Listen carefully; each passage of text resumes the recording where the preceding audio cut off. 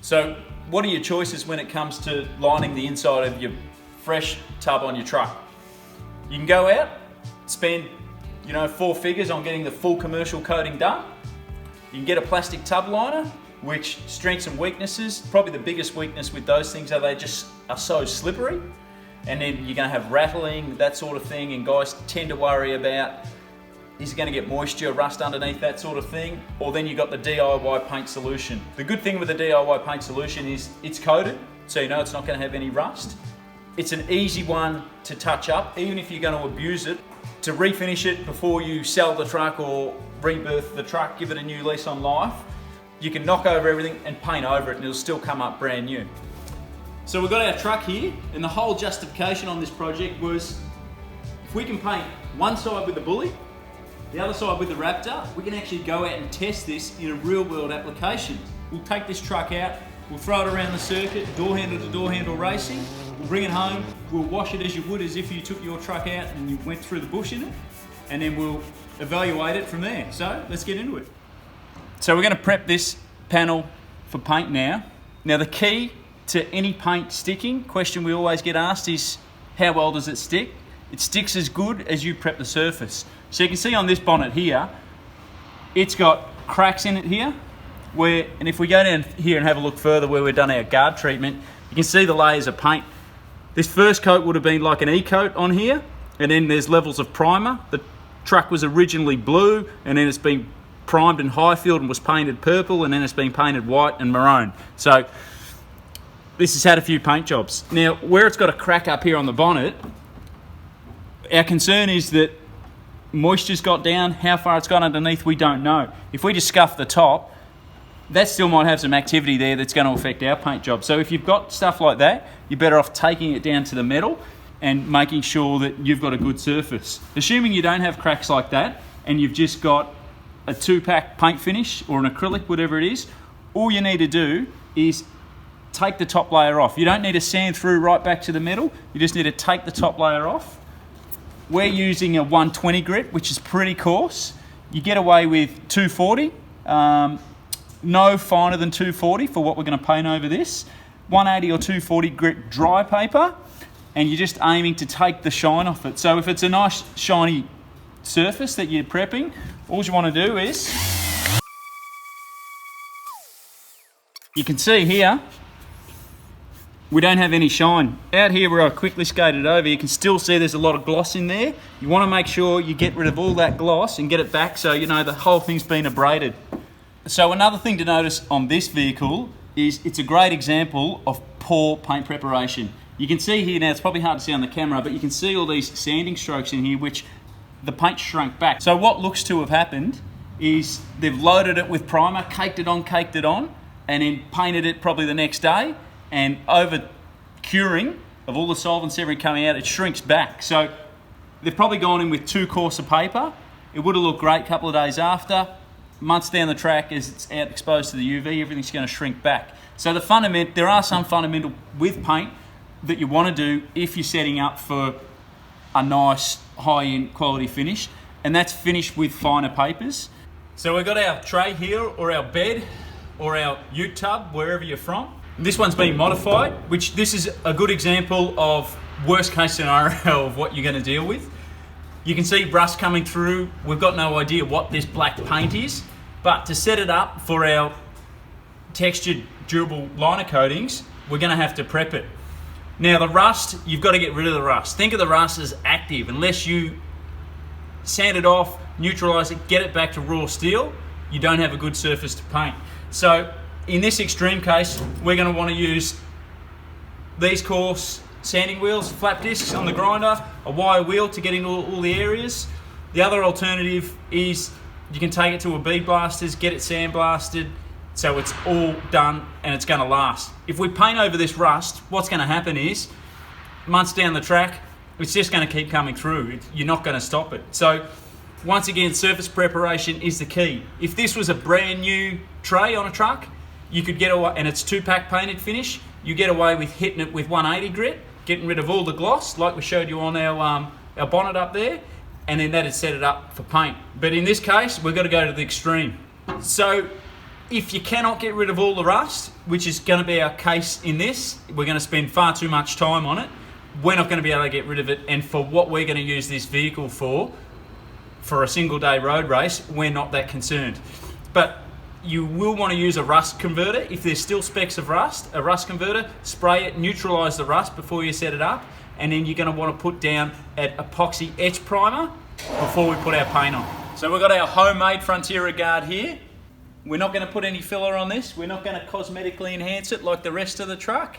Its raw beauty is here, which is good for us, but the texture coat is what we want to see, how well it goes over this, what it looks like when it's complete. So there are surface deviations in here where this has shrunk a bit, what have we, gaps and stuff. We're going to paint over it, see what it looks like. So the first thing you need to do is prep your surface. You're going to want 120 grit or 180 grit dry sandpaper. Now keep it in mind, we're applying a texture coat to this vehicle here. It's got a few dents and knocks in it. This is not a perfect paint job we're trying to create on it. And just give it something durable that you can still knock around and the thing's protected. So that's the reason these paints appeal to a lot of four-wheel drive owners. Other areas you could use them though are underbodies, wheelhouses, that sort of thing they're perfect for. But in an exterior application, the car's not going to be perfect, and in this application it's definitely the shot. So what we've actually prepped here is a range of different areas where we've got raw filler, raw metal, a couple of sanded spots that are sanded through. What we've done so far is get 120 on the Wizzy or the orbital sander and take all the gloss off.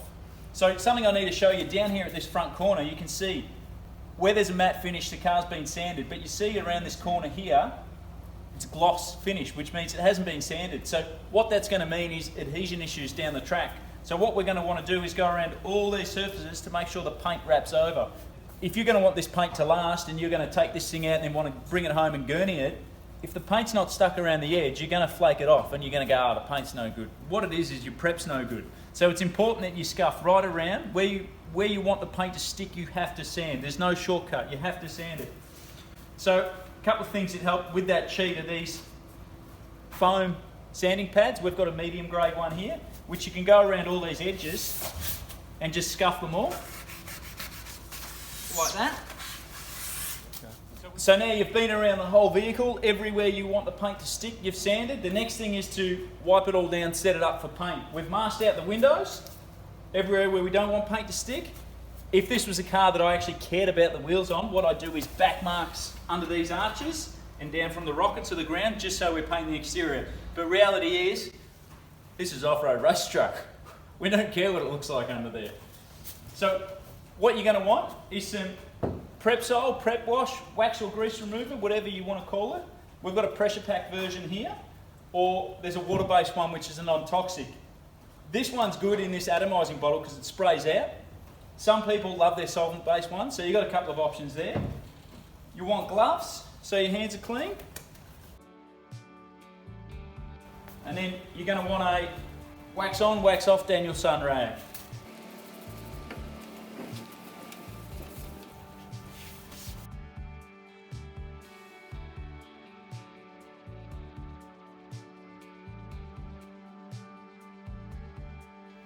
So we've done our prep work, we've gone around, we've made sure everything's sanded, we've wiped over the car with wax and grease remover. Now, everywhere where we've got a rub through, we want to seal. We've got a 1K etch primer here, which we want to target anywhere where there's exposed metal. We're also going to go over the filler in this case. There's a couple of theories here. One is use a 1K etch and just spot prime around any rub through and then go and wet on wet paint over the top. Another theory is still use an epoxy etch on the steel, on the filler.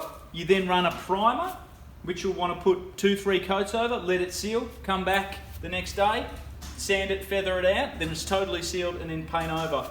I'd probably go that process if this was a vehicle that you want to last your lifetime. In this case, we're going to test it, and what we do want to see is we're going to spot prime this. Once we put the coatings over, we want to see if they do shadow through. Being a texture coat, I'm pretty confident that they won't, but if it was a traditional paint job on a car, this would be terrible. We can cut a few corners here though with the texture coats, and we're pretty confident. So let's see what happens. So keep in mind here, what I've done is put a light coat on. We'll let that flash and we're going to come back, just put another light coat on.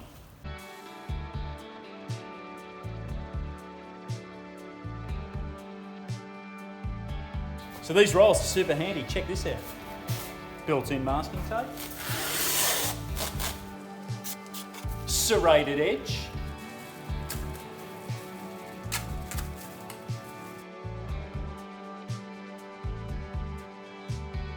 Presto. So we've got our Raptor here, our hardener here. This guy needs to be divided by 4 into the 4 750 mils we've got. So there's a litre here, 250 mils of this needs to go in there. So we've got a mixing cup here, which has got our 250 mils here. We've got our gun ready to go. What you're going to want is a mask with a charcoal filter on it, and you're going to want to make sure you've got good air circulation. We're fortunate that in this environment we've got a big extraction fan in the ceiling that's going to pull through and get rid of all the nasties. You're also going to want some disposable overalls.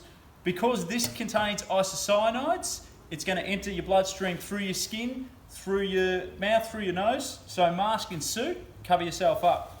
So we'll get this mixed up, get it in the gun, and we'll get on and paint.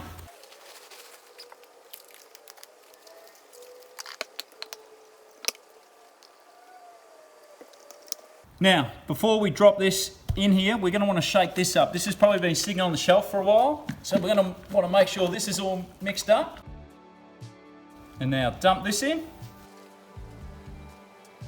And now this has got a pot life, so you want to make sure you got everything ready to go. This is going to catalyse.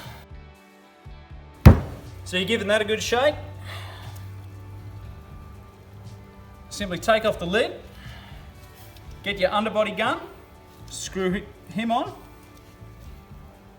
Make sure he's nice and tight, that it's not going to come off. Suit up. Now keep in mind we've already given this a good wipe down. This is ready to go. We're going to apply our first coat. We're probably going to aim for 90% coverage. We're not going to try and flood it and get runs in it. And then we're going to come over with a second coat and make sure it's totally covered. So to set up our compressor, so we've got that set at 70.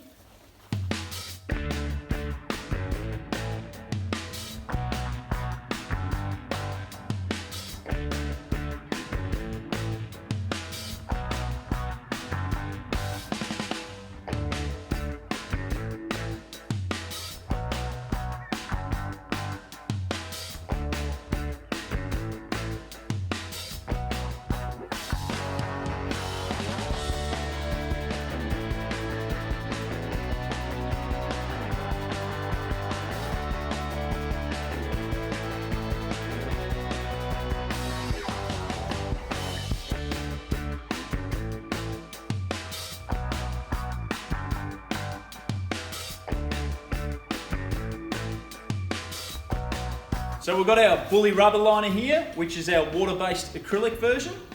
Good thing about this is, shake it up, crack the top. It's got a ring pull rubber seal here. Get your gun.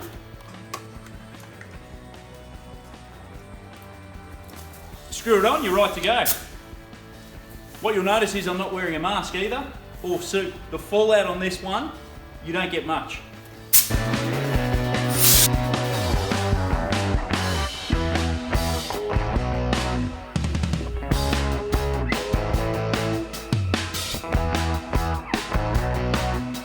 So we've got the Bandit painted now. We painted this half here with the Bully, and we've painted that side with the Raptor. Even on the bars, we've done the same, where we used the tinted Raptor and we put a base coat metallic in it, and we painted that half with it. And then we painted this side with a dust grey, which is a standard Bully colour. So we painted the Raptor first. One of the tricks was we had these stickers, so because it was a textured paint, we had to put them down first, then mask around it.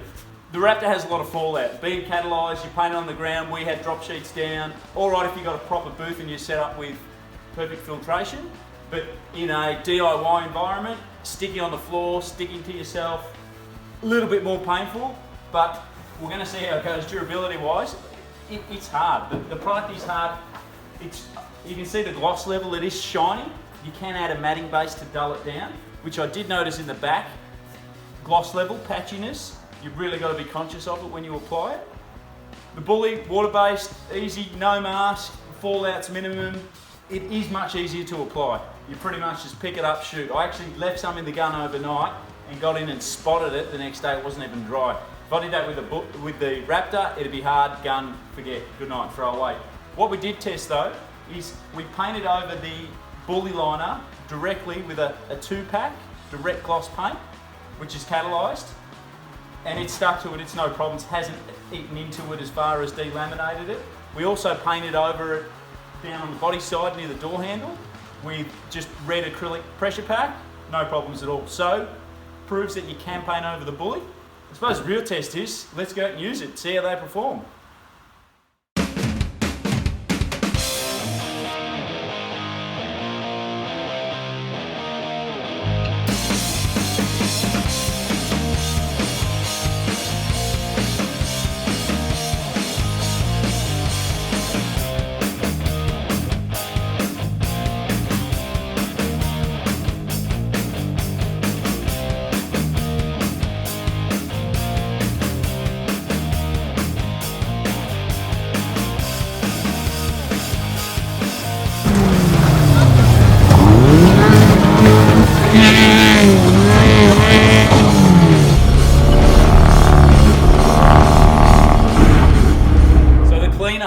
We took the truck out, we raced it, conditions were muddy. We gurneyed everything, high pressure washed everything. We left it for a week, we come back and then we sponge washed it with soap and high pressured it again. What we did find was, the Raptor, which is on this side, having a higher gloss level, when you put water on it is slippery. So it was easy to wash. Where the Bullyliner, when you put water on it, it had some sort of grip, it offered some grip, which made it that little bit harder to wash. So you're going to spend a little bit more time washing it. You're probably going to want a broom to go over it to get everything out of the valleys. But all in all, they've cleaned up really well, the product. So we've got the Raptor here, and as you recall, we had a whole bunch of finishes here from the top coat paint, sanded through to the multi-layer wedding cake that we had, through to bare steel, and then we left this raw with the spot welds. But what you can see, these paints are really forgiving, and we can hardly even see these spot welds here. There's no onion ring or shadow through from the different layers, which you'd typically see if you were going to try and finish this in a standard exterior paint, being a 2-pack or a acrylic or an enamel. So for a vehicle that's had a lot of work done to it or birthdays and it's pretty rough, which is usually a 4-wheel drive market, it's actually looks really good. So you can see here, this is where we remodeled the front end of the truck into a Subaru. And then you can see the paint. We've got our Raptor here, but there's definitely an adhesion issue here, not with the Raptor. You can see what the Raptor stuck to, a whole different layer of paints, but we can see here, this paint is still shiny. So the original colour of this vehicle was blue. Someone's then put a primer over the top, which, this being shiny means they haven't prepped it, they haven't sanded it well enough to allow that primer to stick into it, which means everything else, as soon as you get some flexion, it's going to delaminate. So sanding is the key. The paint's going to hold on as good as you can prep it, and in this case, more sanding was required. So always get rid of the gloss, get rid of the shine. When you got rid of that, you're ready to paint. So you may recall this front right-hand fender. This was a donor from the little Frontiera that we got, and it was caved in here where a forklift had picked up the car. We bashed it out, we put a lot of filler in there, and then we put a single coat of etch primer over the top just to seal the filler, and then we've painted over it. If we had painted over it with a high gloss finish, it'd be terrible. The good thing with the Bully is it's covered it all up. Even up here there was a step where the filler needed more in it, and we've been able to coat that enough that it's come up and it looks pretty good.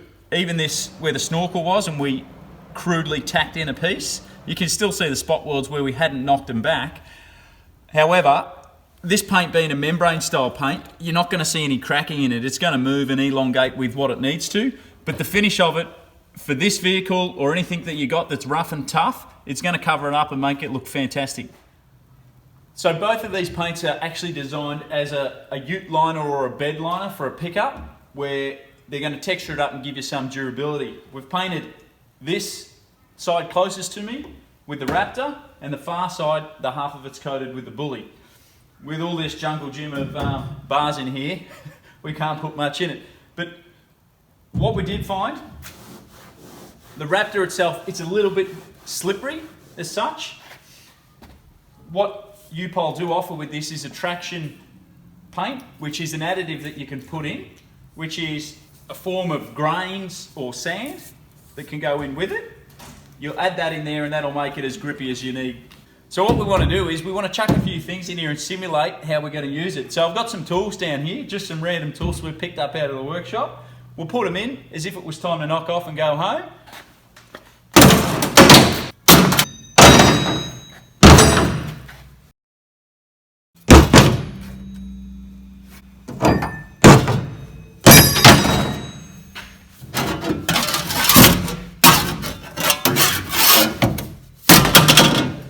So you can see here the saw marks where we've chucked a saw in carelessly. Keep in mind this is a fairly square edge. A lot of vehicles don't have this. This is handmade, where you'll have soft flowing tubs. So to get an impact like that, this is probably the extreme of it.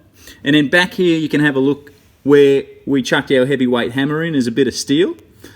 Reality is it can only take so much abuse. So to compare the Bully, time to go home now.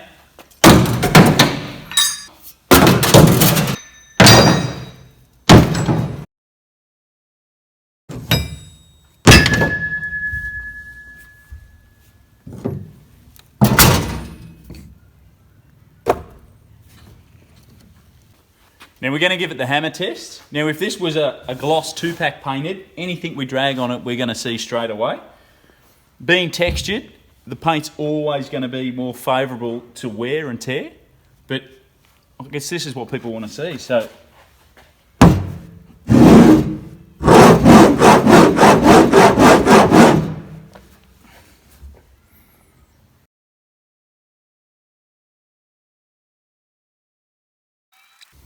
now for the Bully side.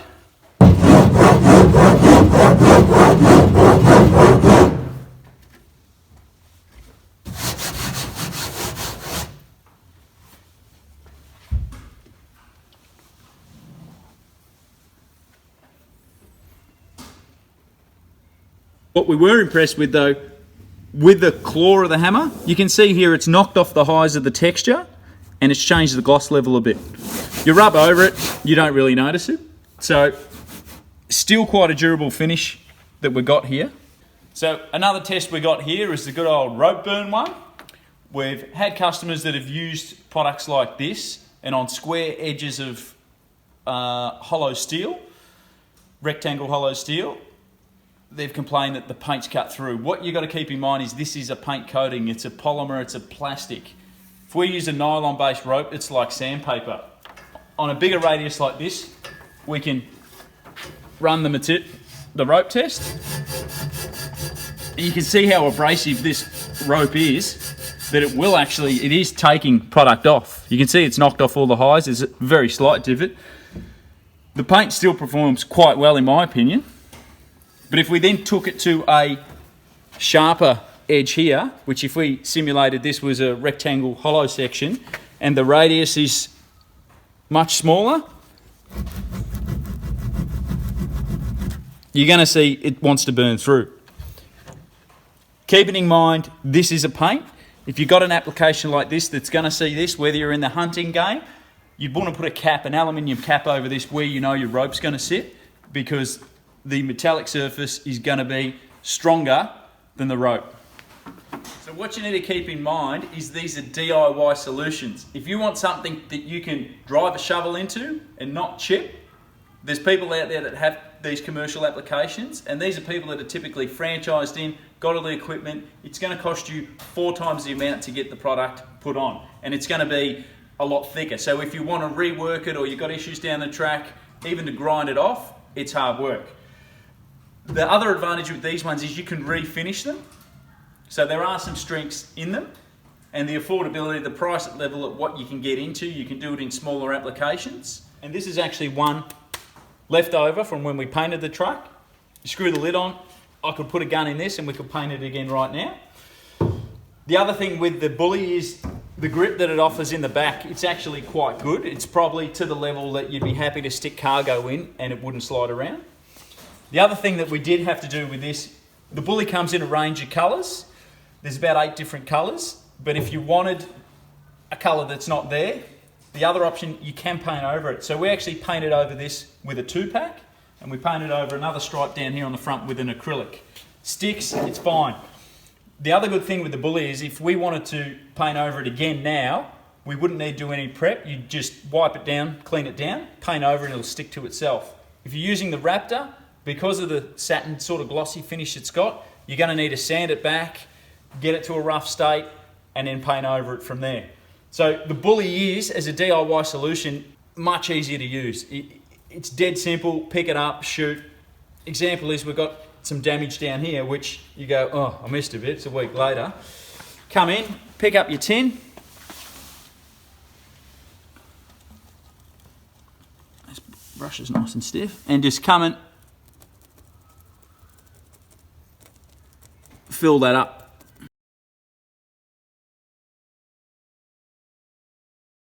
When that dries, we could keep filling up to get it back level. There's no film build limit on this.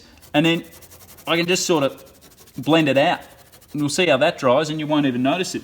So as far as a refinishing goes, this product is good to use. We always have some in the workshop, and due to its convenience, it's probably the first one you pick up. Even when we're painting MDF, timbers, that sort of thing, it works quite well. We've got a couple of bits of overspray here when we did our red stripes. What we can do is just go in and brush over these. By the time these are dry, you won't even notice the difference. The good thing is, it being water-based, we could get a wet rag. So, brush this face.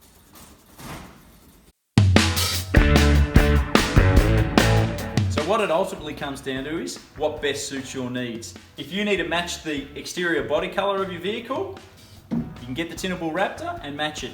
If you like the fact that the satin gloss level works for you, go with the Raptor. If you like the fact that the Bully is water-based, you can screw the lid on, pick it up 6 months later, and it still won't be dry. You can dip a brush in, it's easy to touch up, go with the Bully. The other thing to consider is the Bully is manufactured in Australia and is slightly cheaper to get into. When we took this truck out, it actually looked too good to race for what we had actually intended, which is going to make you look like quite the capable tradesman.